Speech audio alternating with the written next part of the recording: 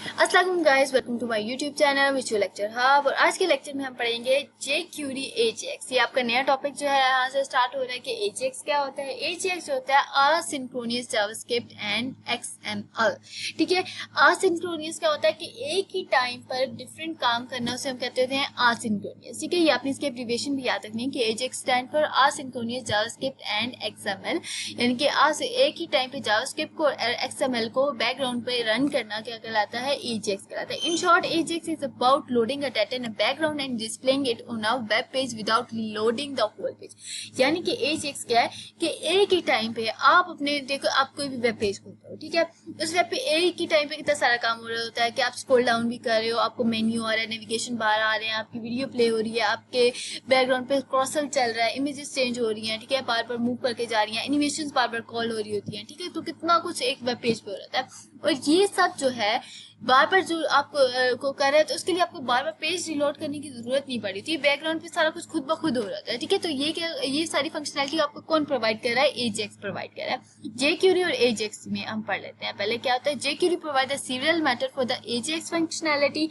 ये बहुत सारे मेथड प्रोवाइड करती है AJAX। ठीक है, with the jQuery AJAX method you can request text, HTML, XML और JSON form are remote server using both the HTTP GET and HTTP POST। ठीक है, jQuery क्या है, बहुत सारे AJAX के साथ फंक्शनैलिटी आपको परफॉर्म करने की इजाजत देती है। जैसे कि क्या होगा, जिस तरह हम आ जाते हैं क्लाइंट साइड पे, तो क्लाइंट साइड में वो आपको टेक्स्ट लेना, HTML लेना, XML लेना और JSON फॉर्मेट लेने, JSON फॉर्मेट तो खैर बैकएंड पे आ जाता है, XML और HTML लेने पर काम करती है। इसी तरह बैकएंड पे यानी कि पोस्ट साइट पे चले जाओ, सर्वर साइट पे चले जाते हो, तो वहाँ पे जेसन फॉर्मेट को बुलाने के लिए और गेट और पोस्ट रिक्वेस्ट को लेके आने के लिए भी काम होती है, आप की फंक्शनैलिटी प्रोवाइड करती है बेसिकली। ठीक है, फिर jQuery load method. jQuery load method क्या करता है, is a simple but powerful AJAX method. ये एक बिल्कुल सिंपल और पावरफुल AJAX मेथड है। The load method load data from a server and put the return data into the selected element. ठीक है, ये क्या कर रहा है कि लोड कर देते हैं मेथड को सर्वर से और रिटर्न क्या कर देते हैं डाटा को, वो डाटा जो आपको चाहिए, जो आपने सिलेक्ट किया कि मुझे ये रिटर्न में डाटा वापस चाहिए, तो उसको क्या कर देता है, रिटर्न कर देता है आपके पास। अब इसका आ जाता है एग्जाम सिंटैक्स देख लेते हैं। सिंटैक्स क्या है, सबसे पहले उसी तरीके से डॉलर साइन क्या बता रहा है, AJAX को रिप्रेजेंट कर रहा होता है, राइट, सो jQuery को रिप्रेजेंट कर रहा होता है। फिर उसके बाद सिलेक्टर डॉट, अब आ जाता है लॉट का फंक्शन। ठीक है, dot load URL comma data comma call back. अब यूआरएल क्या होता है, यूआरएल आपने स्टार्टिंग लेक्चर्स में पढ़ा होगा, यूआरएल की क्या कहते हैं, एब्रीवेशन कहती है यूनिफॉर्म रिसोर्स एलोकेटर, राइट। अब location of the resource to load. ठीक है, ये यूआरएल क्या होता है, हमेशा आपका एड्रेस होता है, जिसको हम सिंपल वे में कह सकते हैं कि आपकी लोकेशन है, आपका एड्रेस होता है। देन डेटा क्या है, क्यूरी स्ट्रिंग की वैल्यू पेयर या फिर ऑप्शनल है। ठीक है, आप इसको ऑप्शनल भी रख सकते हो, अगर डेटा देना चाहते हो तो आप दे भी सकते हो। और ये सिंपल क्यूरी स्ट्रिंग होता है कि आप कौन सा डाटा जो है वो लोड करवाना चाहते हो। देन उसके बाद आता है call back. Call back function के बारे में आप पढ़ चुके हो कि कॉल बैक फंक्शन होते हैं, या ये भी आपके ऑप्शनल होते हैं कि आप ऐड करना चाहते हो यहाँ पर लोड के अंदर या नहीं करना चाहते। ठीक है, डिपेंड अपॉन द फंक्शनैलिटी, या आप क्या चीज़ लेना चाहते हो उस पर डिपेंड करता है कि यहाँ पे आपको फंक्शन की ज़रूरत है या नहीं फंक्शन की ज़रूरत। ठीक है, और कॉल बैक फंक्शन तो आपको पता है कि किसी फंक्शन के अंदर एक और फंक्शन को इंट्रोड्यूस करवाना, आपको वो कॉल बैक फंक्शन होता है, एनोनिमस फंक्शन होते हैं। ठीक है, अब आगे चलते हैं next, jQuery load call back. ठीक है, अब ये क्या कहता है, the optional call back parameter specify a call back function to run when the load method is completed. ठीक है, कि क्या होता है, optional call back parameter specify क्या करता है कि जब भी आपका ये आपने पहले भी पढ़ा था कि कॉल बैक फंक्शन तब आपके हमेशा किसी भी मेथड के अंदर कॉल होते हैं जब वो उसका क्या कॉल हो जाए, जो उसका मेथड है वो पूरा कंप्लीट कर दे अपनी लोडिंग। ठीक है, वो मेथड कंप्लीट अपनी लोडिंग करेगा, देन ही कॉल बैक फंक्शन जो होता है वो कॉल होता है और वो अपनी फंक्शनैलिटी परफॉर्म करता है। ये बात अपने माइंड में रखनी है। The callback function can have a different parameter। callback function में different parameter को यूज कर सकता है। अभी कौन कौन सा है ये आपने याद रखना है, ये इंपॉर्टेंट है। ठीक है, अब कौन कौन सा, रिस्पॉन्स टेक्स्ट, ठीक है, contain the resulting content if the call succeeded. ठीक है, रिस्पॉन्स टेक्स्ट की जब भी अगर आपने कोई भी रिक्वेस्ट बनाई थी, आपने सर्वर से कोई डाटा फेच करना था, ठीक है, और वो आ गया आपके पास सर्वर से डाटा आपकी वेब पेज पे, ठीक है।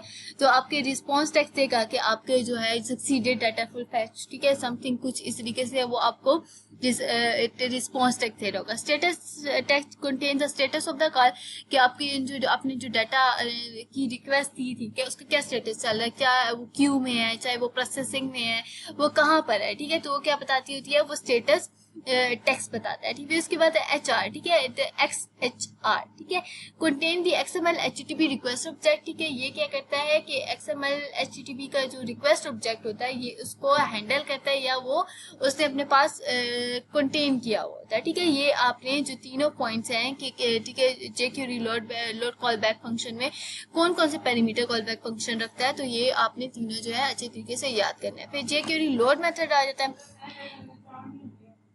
jQuery load method में it is also possible to add a jQuery selector to the URL perimeter, ठीक है, कि हम जो URL perimeter में है कि पॉसिबल है कि हम अपने जो है डिफरेंट जो सिलेक्टर्स होते हैं jQuery की वो भी जो है वो हम ऐड कर सकते हैं, ठीक है।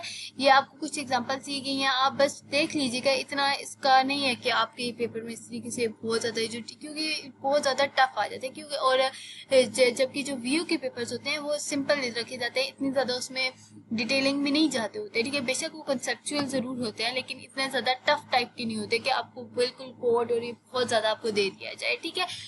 पीछे जो पढ़ के आए हैं वो इम्पोर्टेंट था कि, और इसमें थ्योरी भी थोड़ी सी इम्पोर्टेंट है, आपने थ्योरीज को पे ज्यादा इस लेक्चर पे फोकस करना है कि आपको थ्योरी जो है इस लेक्चर की सही याद हो।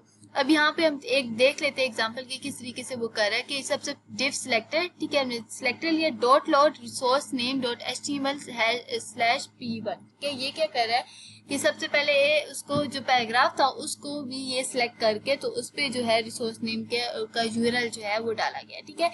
आप इस तरीके से भी कर सकते हो और डिफरेंट मेथड आपको यहाँ पे बताए गए हैं कि ID सिलेक्ट करके किया जा सकता है। इसको आप स्किप कर दो, इतना ज्यादा इंपॉर्टेंट नहीं है ये। HTTP request get versus post, ठीक है। गेट ये हम पीछे भी पढ़ चुके हैं कि HTTP हाइपरटेक्स्ट ट्रांसफर प्रोटोकॉल की दो रिक्वेस्ट तरह की रिक्वेस्ट होती है, एक होती है गेट और एक होती है पोस्ट, ठीक है। गेट क्या करती है, gate data from a specified resource, क्या कर रही होती है, डाटा को ले रही होती है। जबकि पोस्ट क्या कर रही होती है, submit data to be proceed to be a specified resource, ठीक है। जबकि पोस्ट क्या कर रही होती है, डाटा को किसी स्पेसिफाइड रिसोर्स पे पोस्ट कर देती है। इसकी एग्जांपल ऐसे है कि पोस्ट के हम ऐसे लेते हैं कि किसी भी वेब पेज पे एक फॉर्म है और उस पर हम डाटा पे सबमिट करते हैं तो डाटा किधर चला जाता है, वो क्या हो जाता है, पोस्ट हो जाता है, यानी कि एक स्पेसिफाइड सोर्स, ठीक है। हमने सोर्स बैकएंड पे दिया होता है कि ये मेरा डाटा बेस है और यहाँ पर आके डाटा जो है या इस सर्वर पे जो है मेरे डाटा आके स्टोर हो जाए। जबकि गेट जो होती है आपके सर्वर से जो डाटा जो है वो लेके आ रहा होता है। बेसिकली इसकी एग्जांपल आपने ली होगी शॉपिंग की जो एप्स होती हैं, चाहे वो अमेजोन की हो जाए या दराज की, ऐसा, तो वहाँ पे आप रिक्वेस्ट देते होते हो या रिक्वेस्ट सर्वर से ले रहे होते हो अक्सर कि इसकी प्राइस क्या है, इसका क्या है, तो वो सब क्या होती है, गेट रिक्वेस्ट होती है। नेक्स्ट आ जाते हैं jQuery डॉट गेट मेथड, ठीक है। jQuery में गेट मेथड की सिंपल वे यही है कि उससे पहले क्या होता है, स्पेस क्या लग जाता है, ये डॉलर साइन लग जाता है और डॉलर साइन क्या होता है, ये स्पेसिफाई कर रहा होता है कि ये jQuery का जो है वो कोड है, ठीक है। jQuery dollar dot get method request data from the server with an HTTP get request, ठीक है। HTTP गेट रिक्वेस्ट से वो क्या कर होता है, आपका जो डाटा होता है वो सिलेक्ट कर होता है। फिर देन आ जाता है dollar dot gate URL comma call back, ठीक है। सिंपल उसका जो सिंटैक्स है वो लिखा गया है कि आपने सिंटैक्स को जस्ट याद कर लेना है, आपने इतना ज्यादा इसमें जाना नहीं है। आप एग्जांपल भी दी गई है आपको कि किस तरीके से आप गेट मेथड की जो एग्जांपल सर्वर से डाटा जो है ये लोग जावास्क्रिप्ट में कोड लिखा हुआ है jQuery के साथ, ठीक है। तो आप सर्वर से किस तरीके से डाटा को रिट्रीव कर सकते हो, ठीक है। इसको इतना करने की जरूरत नहीं है लेकिन फिर भी मैं आपको इसको समझा देती हूँ कि इसमें हो क्या रहा है, ठीक है। सबसे पहले एक बटन है जिसमें क्लिक का फंक्शन है, ठीक है। अब क्लिक के फंक्शन में जैसे ही हम क्लिक करें तो उसमें गेट की रिक्वेस्ट लगाई गई है और सर्वर, ये सर्वर स्पेसिफाई किया गया कि वहां से एक PHP का एक सर्वर स्पेसिफाई कर दिया कि ये मेरा PHP का सर्वर बना हुआ है, ठीक है। इस सर्वर से जो है ये डाटा और उसका स्टेटस जो है वो फैच करके लेकर आओ और साथ ही अलर्ट प्रिंट कर दो, डाटा प्लस डाटा जो डाटा आएगा और स्टेटस जो स्टेटस आएगी उसको साथ जो है वो प्रिंट कर दो, ठीक है। तो ये इस तरीके से आप ना भी इसको याद करो तो इट्स फाइन, ठीक है। अब चलेगा, इतना ज्यादा नहीं आता है आपके व्यू में, वेब के पेपर में इतना मुश्किल उसको टफ नहीं बनाया जाता, आ जाता फिर आ भी सकते हैं, ऐसे नहीं कि ना भी आए, ना हो कि आप करो ही ना, बिल्कुल आप समझ लिया कि अगर आ जाए तो इतना हो कि आप खुद से उसको लिख सको, ठीक है। फिर आ जाता है पोस्ट मेथड। पोस्ट मेथड भी सेम है, ठीक है। पोस्ट मेथड में आपको समझा चुकी हूँ कि पहले क्या है, $post method request data from the server using the HTTP post request hypertext transfer protocol. Post request के जरिए वो क्या कर रहा होता है, आपके डाटा को जो है वो पोस्ट कर रहा होता है, ठीक है। पोस्ट मीन के आपका डाटा जो है क्लाइंट साइड से सर्वर साइड पर लेकर जा रहा होता है, ठीक है। तो इसके बाद नेक्स्ट चलते हैं post URL comma data comma call back, ठीक है। ये इसका सिंटैक्स है, ये कॉमन सिंटैक्स है, हम पीछे भी जो है वो पढ़कर आ चुके हैं। और इसी तरह की ये यहाँ पे पोस्ट की जो है एक एग्जांपल दी गई है, मेरी माने तो इसको स्किप कर रहे हैं क्योंकि ये इतनी ज्यादा वो नहीं है इम्पोर्टेंट कि आप इसको करते फिरें और इतना ज्यादा करें। फिर आ जाए jQuery नॉन कॉन्फ्लिक्ट, ठीक है। नॉन कॉन्फ्लिक्ट क्या है, सबसे पहले jQuery uses the $sign as a shortcut of the jQuery। अभी इम्पोर्टेंट बात है कि हम हमेशा $साइन, अभी तक आपने देखा होगा कि जो भी सिलेक्टर यूज करते हैं उससे पहले $साइन आ रहा है। अब इस $साइन का मतलब क्या है, ये क्या है, ये jQuery का क्या है, ये कह सकते हैं शॉर्टकट है। यहाँ पे आप $साइन की जगह jQuery भी लिख सकते हैं। अब कितनी दफा आप jQuery अपने कोड के अंदर लिखे, कितना बड़ा कोड होता है, हर जगह हर लाइन में आप 2 या 3 सिलेक्टर्स लाजमी यूज कर रहे होते हैं। तो उस सिलेक्टर में आप jQuery की जगह शॉर्टकट क्या दिया गया, $साइन दिया गया। There may be the other popular JavaScript frameworks like Angular, Backbone, Ember, एक्नॉट एंड मोर, ठीक है। वैसे आजकल जो सबसे ज्यादा यूज होने वाला जो जावास्क्रिप्ट का फ्रेमवर्क है, ठीक है, और ये फ्रेमवर्क कह दो, लाइब्रेरी कह दो, तो वो रिएक्ट है, ठीक है। अब सारा काम रिएक्ट होता है, एंगुलर भी यूज होता है, एंगुलर भी अभी भी सही क्योंकि और रिएक्ट इसलिए क्योंकि रिएक्ट जो है वो एंगुलर जैसा फ्रेमवर्क को सही अच्छे से टक्कर देता है, ठीक है। तो ये सब यूज हो रहे हैं। अब क्या हो रहा है, What if the other JavaScript framework also use a $sign as a shortcut? अगर और भी JavaScript की ये क्वेश्चन है, ठीक है, क्या और भी JavaScript की फ्रेमवर्क यही जो $sign है as a shortcut यूज करें तो फिर क्या होगा, ठीक है। तो if two different frameworks using the same shortcut, तो one of them might stop working, ठीक है। The no conflict method release the hold on the $shortcut identifier so the other script can use it. Let understand not conflict method, ठीक है।